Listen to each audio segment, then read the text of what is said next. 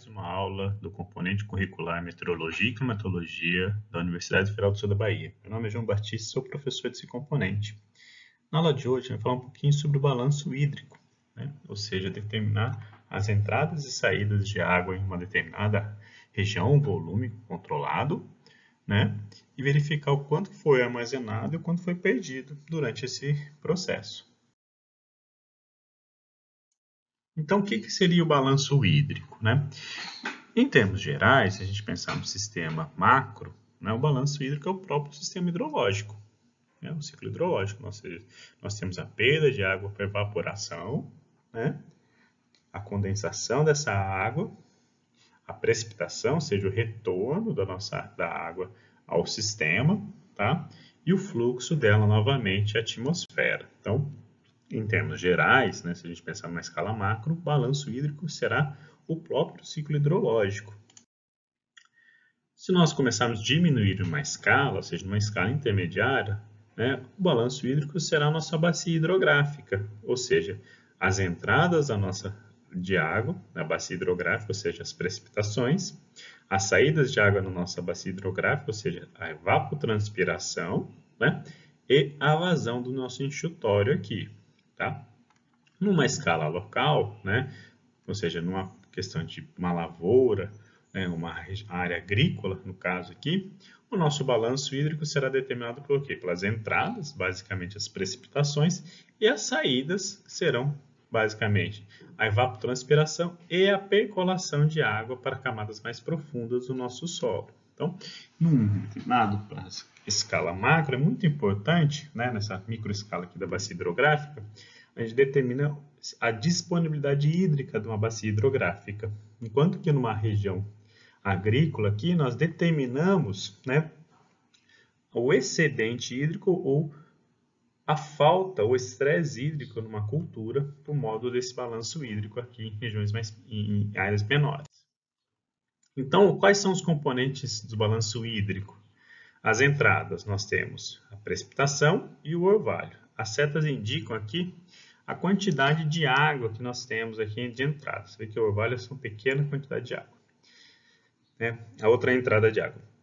Um escoamento superficial, de entrada aqui no volume de controle. A gente está pensando num volume de controle aqui, ou seja, que a profundidade vai às raízes aqui das nossas plantas. Outra entrada é escoamento subsuperficial, a ascensão por capilaridade. Então, esses são os componentes de entrada no nosso volume de controle que nós estamos pensando aqui. Sempre que a gente pensar em balanço hídrico, nós temos que pensar num volume de controle. Quais são as nossas saídas? A evapotranspiração alta, a perda por percolação, ou seja, a saída de água do nosso sistema, a saída de água no nosso volume de controle aqui, pensando que no nosso ciclo hidrológico nós não temos essa perda por profundidade, porque o nosso ciclo hidrológico é a própria Terra. Então, mas aqui a gente está pensando no volume de controle, saiu do volume de controle aqui, então nós temos uma perda por percolação. Outra saída é o volume de escoamento superficial e o volume de escoamento subsuperficial.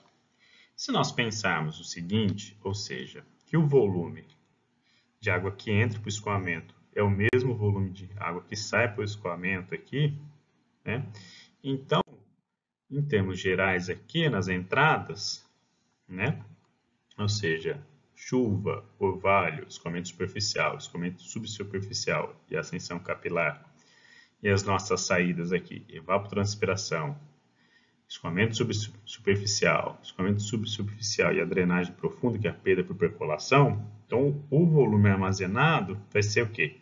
As entradas menos as saídas aqui, Então, é sempre isso, o volume, ou seja, a quantidade de água que se permanece em um sistema sempre será a quantidade que entra menos a quantidade que sai. Para facilitar, o escoamento superficial que entra e o escoamento superficial que sai são basicamente a mesma coisa. Então, nós podemos eliminar os dois. O escoamento superficial que entra e o escoamento superficial que sai, basicamente então são a mesma coisa. Então a gente corta os dois. O orvalho e a ascensão capilar são praticamente desprezíveis, né? E podemos também, muito pouco faz a variação desse volume. Então, no fim das contas, o volume, ou seja, o balanço hídrico, um determinado volume de controle, principalmente na parte agrícola, vai ser principalmente o quê?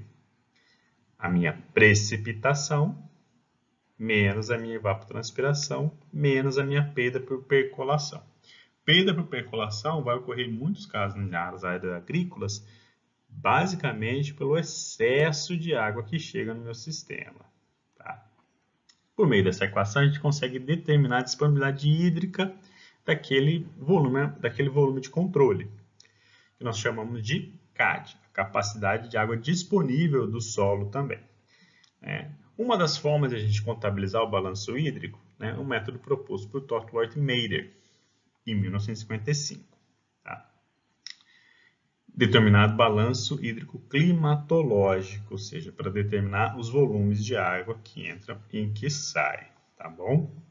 Onde nós determinamos a água armazenada, né?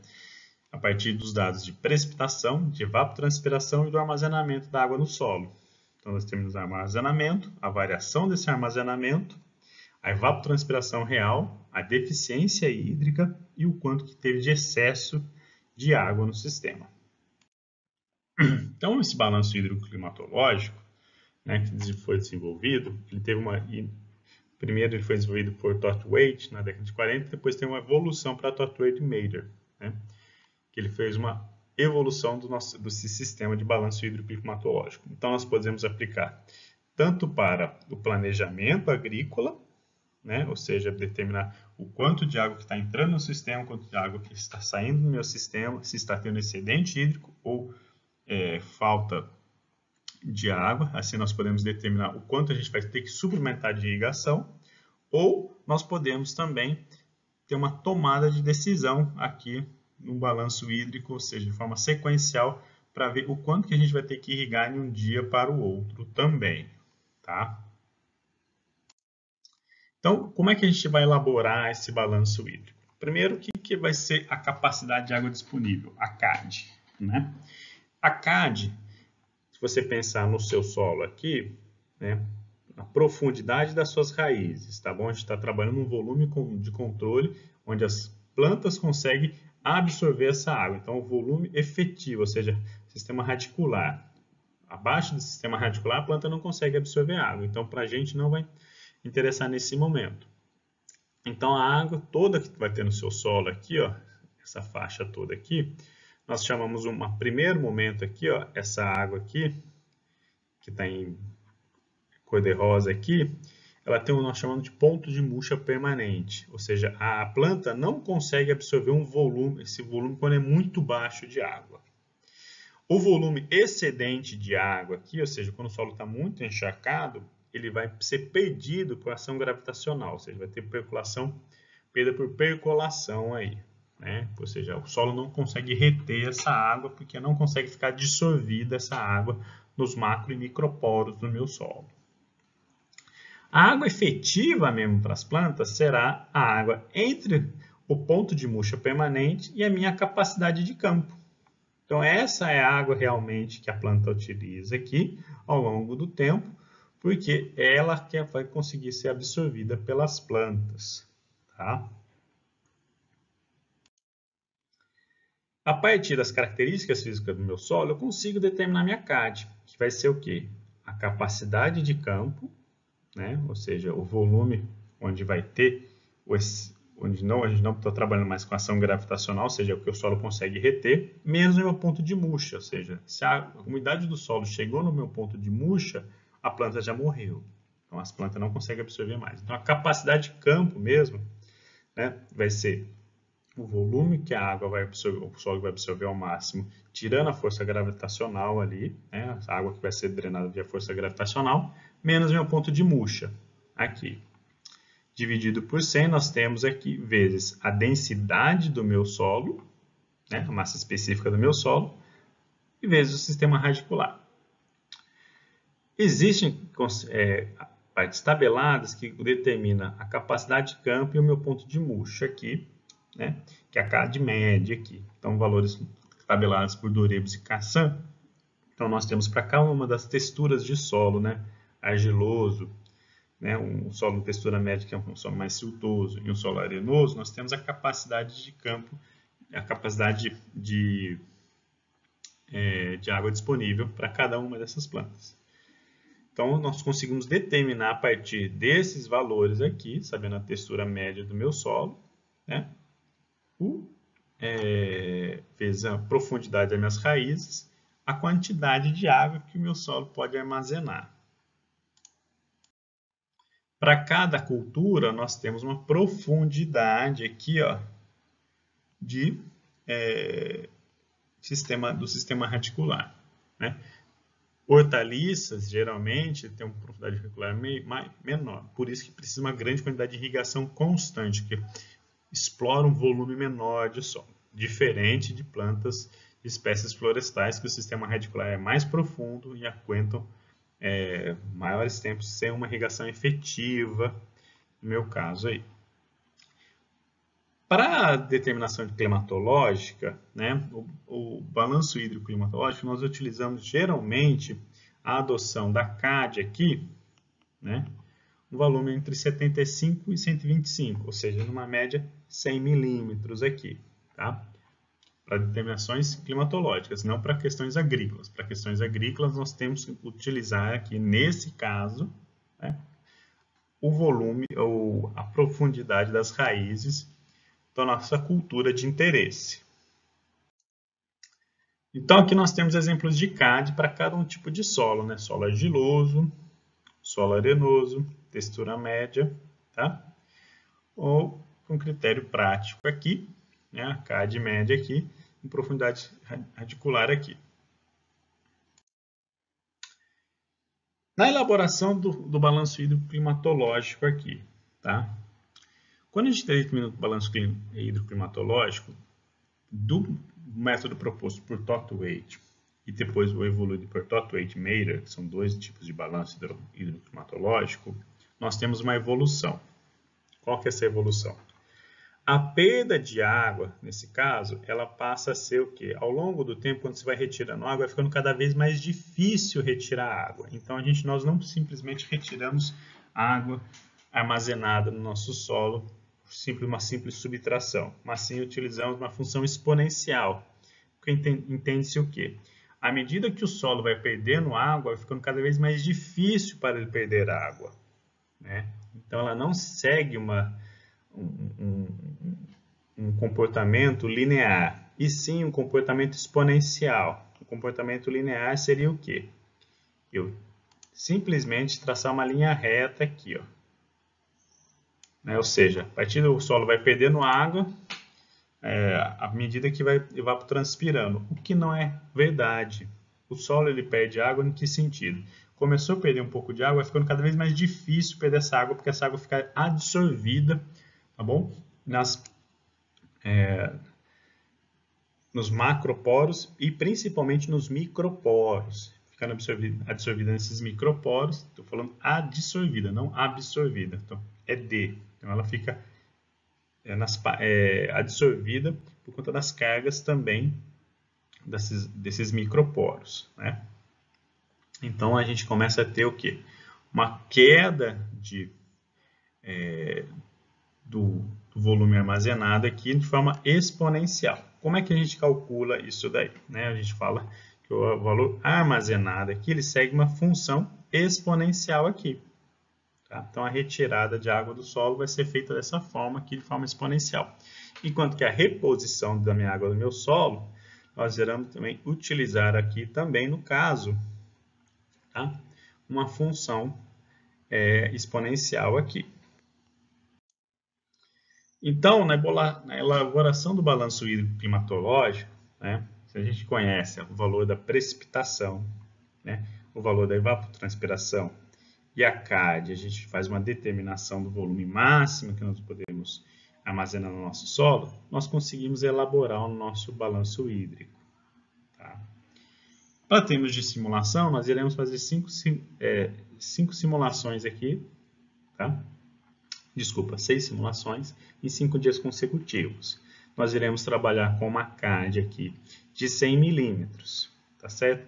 Além disso, as variáveis que nós vamos definir são o quê? O negativo acumulado, né? É a soma da precipitação menos a evapotranspiração, quando é maior que zero. O armazenamento será determinado, né, pela CAD, ou seja, a capacidade de água disponível no meu solo, né, vezes a exponencial de negativo acumulado sobre CAD anterior, né, não a CAD atual. O negativo acumulado a CAD atual, quando a gente tem, aqui nós temos preenchendo a água, ou seja, a água está chegando no meu sistema, nós iremos calcular um novo negativo acumulado dessa forma. A alteração será o armazenamento atual menos o armazenamento anterior. Se a precipitação for maior que a evapotranspiração, então nós dizemos que a evapotranspiração real, ou seja, a quantidade de água que a planta está transpirando, é igual à evapotranspiração potencial dela, ou seja, ela transpirou o máximo que ela poderia. Enquanto que se a precipitação for menor que a minha evapotranspiração, ou seja, está chegando menos água no meu sistema do que as plantas precisam. Então, a minha evapotranspiração real não será, tá, a minha evapotranspiração potencial, e sim será a precipitação mais a minha alteração. A planta transpirou menos do que necessitava. Então, o rendimento da minha cultura, né, e das plantas será menor. O déficit de água será o quê? O evapotranspiração potencial, ou seja, o quanto que ela poderia transpirar ao máximo, menos o que ela transpirou de verdade. Então, esse é o meu déficit aí, né, para minhas plantas, né, o déficit hídrico. E se o armazenamento acumulado for menor que a minha capacidade de campo, então não teve excedente hídrico, né? Porém, se o armazenamento ficou igual à minha capacidade de campo, tudo que precipitar a mais do que a minha evapotranspiração, nós chamamos de excedente no caso. Então, vamos lá fazer algumas simulações. Na primeira simulação, nós temos o armazenamento de água cheio aqui. Então, precipitou 50 milímetros e evapotranspirou 25. Então, no balanço aqui, nós temos um excesso de 25 milímetros. Então, o armazenamento alterou o quê? De 100 mais 25. Ou seja, nós não alteramos, colocamos 125 porque não conseguimos ultrapassar os 100 do meu armazenamento do campo aqui, né? Então, a gente está trabalhando com uma CAD máximo de 100. O negativo acumulado vai ser zero, a alteração nesse caso é zero. A evapotranspiração real é igual a potencial. Por quê? A evapotranspiração aqui foi menor que o total de precipitação do dia. Então, nesse caso aqui, nós temos a precipitação potencial é igual à precipitação real aqui. Potencial igual à precipitação real. Não teve déficit, mas sim nós tivemos um excedente aqui de água, tá? Partindo para essa segunda simulação aqui, ou seja, continuando essa daqui, nós tivemos uma precipitação de 100 milímetros, né? E uma evapotranspiração de 25 milímetros. Então, nós tivemos aqui precipitação menos evapotranspiração potencial, ou seja, nós tivemos uma redução de 15 milímetros. Então, no negativo acumulado, nós temos o quê? Menos 15, tá? No caso aqui. Ou seja, 10 menos 25, tá? Menos 15. O armazenamento aqui, no caso, vai ser o quê? Nós teremos o 100 vezes exponencial de 15, né? Que é o negativo acumulado, dividido pela CAD. Nesse caso, a CAD, nós temos 100 aqui, a CAD anterior, né? Então, o armazenamento, né? Nesse caso, vai ser 86. Preste atenção que não é 85, não seria simplesmente 10, 100 menos 15 aqui. Porque quando começou a perder água, vai ficando mais difícil aqui. Então, a perda de água nesse sistema, ou seja, a alteração foi de 86 menos 100, ou seja, foi de menos 14, ao invés de menos 15, que foi o negativo acumulado. Por conta do quê? Daquela função exponencial de perda de água do meu solo. A evapotranspiração real, no meu caso aqui, vai ser o quê? O valor precipitado, mais aqui no caso, em módulo, a alteração. Então vai dar 24 milímetros.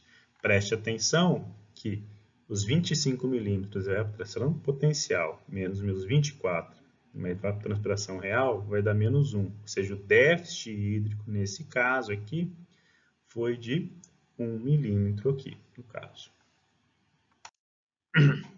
Partindo para a terceira simulação aqui. Então, continuando.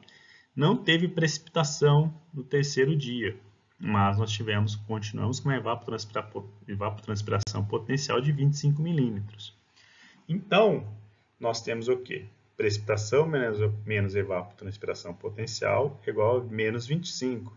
0 menos 25, menos 25. Negativo acumulado, nós já estávamos com menos 15.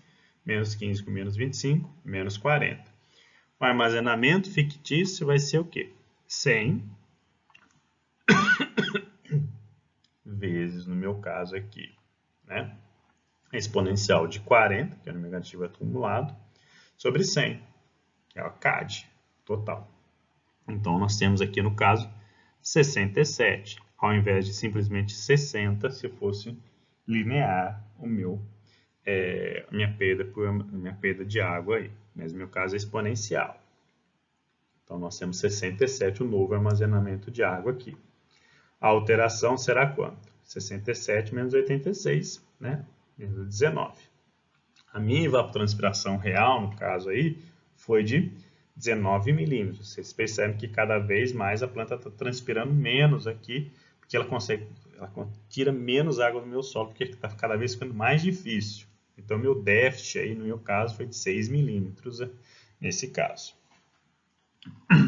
Partindo para o quarto dia, nós tivemos o quê? Uma precipitação de 40 milímetros, né? E a minha evapotranspiração aqui, no meu caso, continuou de 25 milímetros.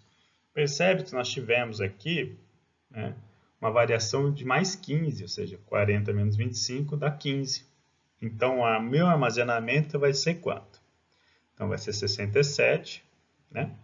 Mais 15 aqui. Então, subiu 15 milímetros aqui no meu armazenamento. Tá? Não chegou a completar o meu solo. Meu negativo acumulado, eu vou ter que calcular, nesse caso aqui, por essa equação. 100 vezes ln, né, logaritmo na base esperiana de 82 sobre 100. Então, dá menos 20 no meu caso aqui. A alteração, nesse caso, foi de 15 positivo.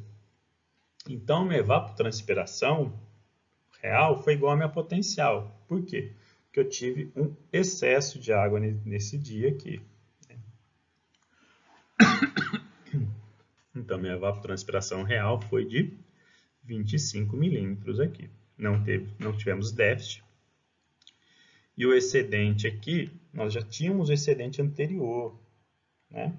Então, nós não tivemos excedente nesse caso aí, porque a alteração foi de 15, né? E a precipitação menos a evapotranspiração foi de 15. Então, nesse caso, nós não tivemos excedente aqui, porque não completou aqui o nosso volume todo do nosso solo. Partindo para esse quinto dia de simulação, nós tivemos uma pequena precipitação e continuamos com uma alta evapotranspiração.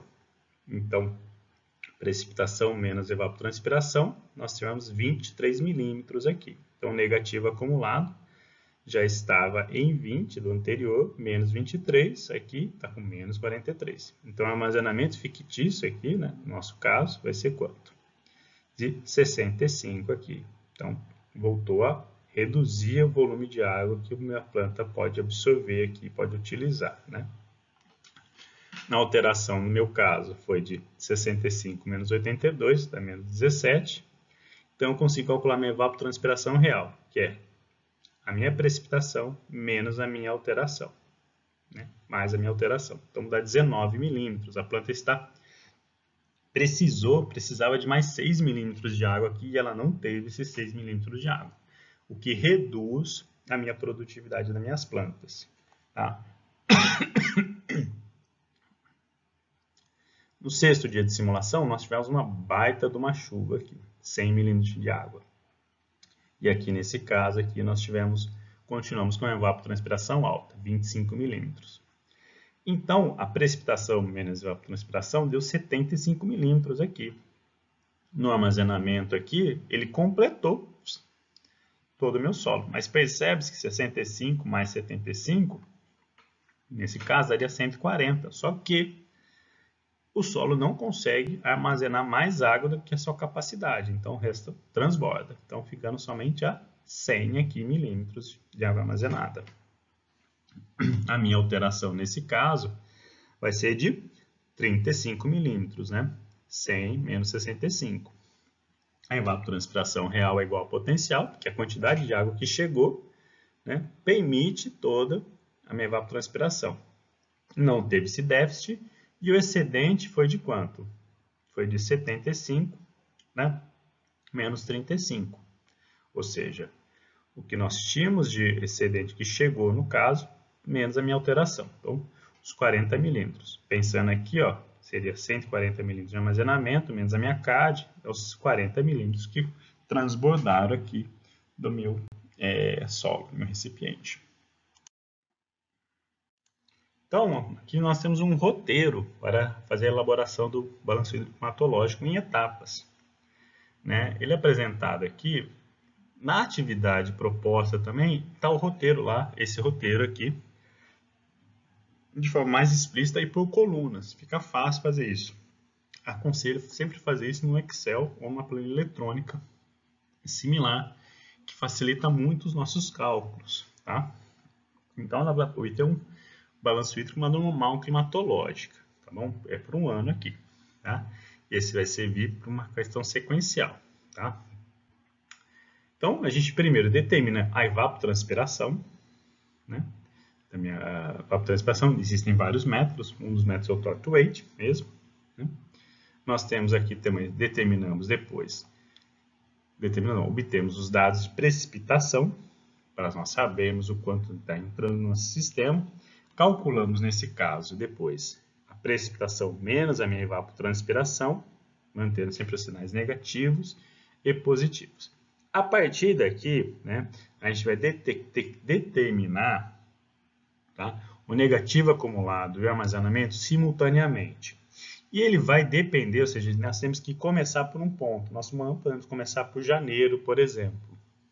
Nós temos que determinar quando nós teremos um excedente, ou seja, o final da estação úmida que vai começar, um período de mais de estiagem, ou seja, vai ter que começar a faltar água. Nesse ponto, nós temos três formas, ou três métodos para observar aqui no caso. Se o volume total de água que chega é maior do que sai, então nós utilizamos o armazenamento, praticamente vai ser igual a CAD, né? Então, nesse caso, nós utilizamos o último período da estação úmida, né? Caso nós temos o que? A precipitação total que chega menos a evapotranspiração é menor que zero, ou seja, a evapotranspiração é maior que a minha precipitação, né? Nós começamos o nosso balanço hídrico por onde? Por onde nós temos um final da nossa estação úmida, quando vai começar, nesse caso, a alteração da nossa CAD, ou seja, a alteração aí, no caso, a evapotranspiração vai ser maior que a nossa precipitação. E um terceiro caso aqui é o quê? Que na precipitação é muito menor que a minha evapotranspiração e a CAD ela sempre vai ser sempre abaixo, né, do meu valor de 100. Então, nesse caso, utilizo o meu final da minha estação úmida também, utilizando para calcular o negativo acumulado pela equação aqui, né, proposta abaixo.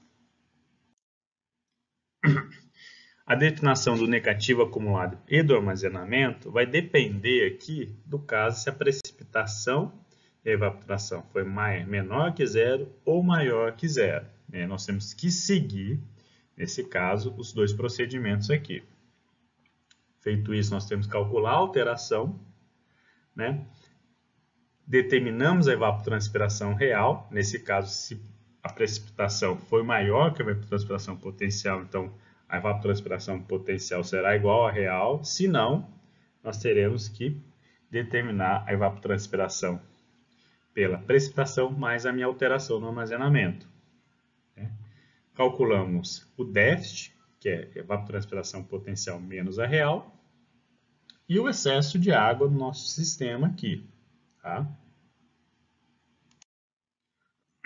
Aqui tem um exemplo de balanço hídrico, onde nós temos ele mensal, para cada um dos meses, nós utilizamos valores médios mensais, ou seja, evapotranspiração potencial, aqui de cada um dos meses, né, as normais climatológicas, nós chamamos, as precipitações médias de cada mês, né?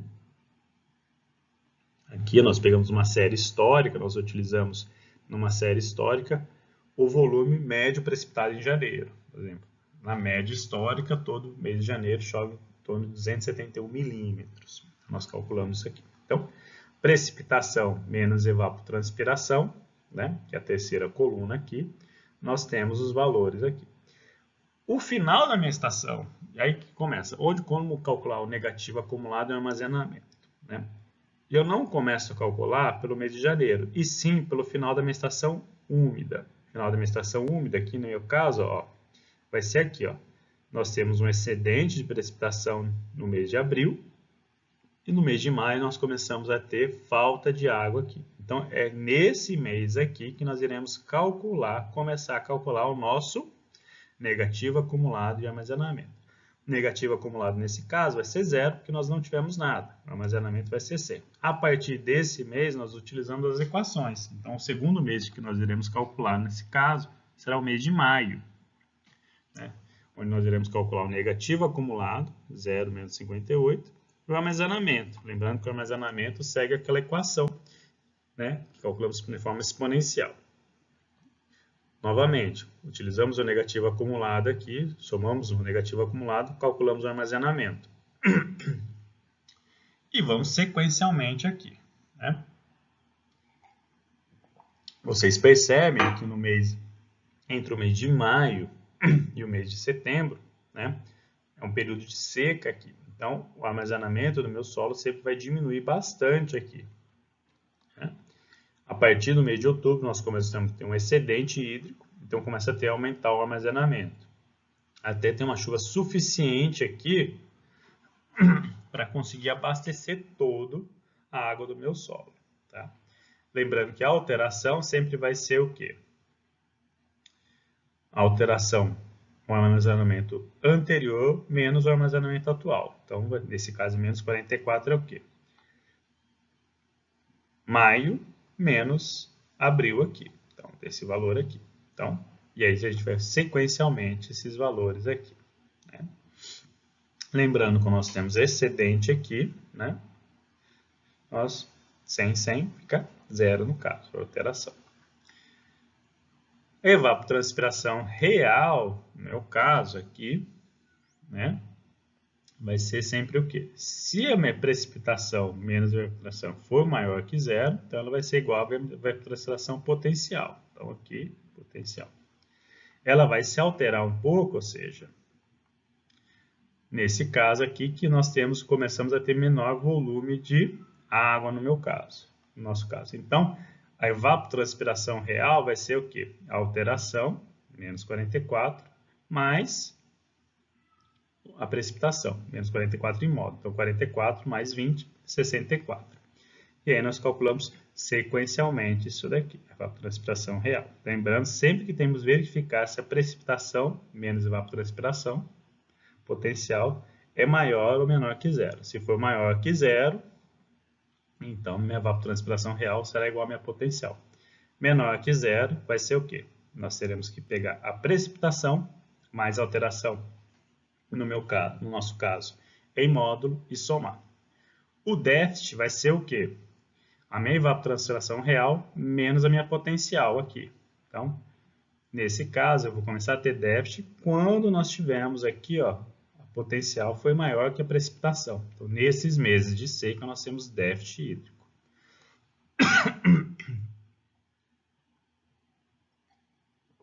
Os excedentes hídricos sempre serão calculados com os volumes precipitados menos os evapotranspirados. Nesse caso aqui, né, nós calculamos aqui, ó, o volume aqui excessivo de água, né?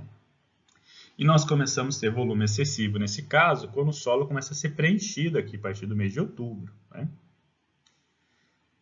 Esses dados aqui são os dados, né, de posse no estado de Goiás, tá? Então, graficamente aqui, ó, nos primeiros meses nós temos até o mês de maio nós temos o excedente hídrico, né? De maio a outubro nós temos uma falta de água, né, o déficit, e a partir do mês de outubro aqui nós temos um excesso de água novamente. Então, é fácil a gente calcular, nesse caso aqui, quando nós teremos necessidade de irrigação prioritariamente e quando nós não teremos tanta necessidade de irrigação nesse caso. Todo balanço hídrico climatológico normal, nós temos que fazer uma ferição, né? Nós utilizamos essas 4 equações aqui, ou seja, a soma da precipitação tem que ser igual ao quê? A soma da evapotranspiração potencial mais a soma da minha precipitação menos a minha evapotranspiração potencial. Uma tem que ser igual à outra. A outra equação de verificação será o quê? A soma da precipitação tem que ser o quê? A evapotranspiração real mais o meu excedente. A terceira verificação, a evapotranspiração potencial, tem que ser o quê? A minha real mais o meu déficit. E a alteração total, né, tem que ser igual a zero. O outro exemplo é em Petrolina. Tá? Nesse caso aqui, nós temos uma alta precipitação ao longo de todo o ano e uma baixa precipitação. Percebe-se que o valor armazenado, né, principalmente na minha CAD, nunca chega ao valor total. Então, a gente está sempre em déficit aqui, né? Nunca tem excesso. Quando a gente deve começar? No início da minha estação úmida aqui, no caso. Tá?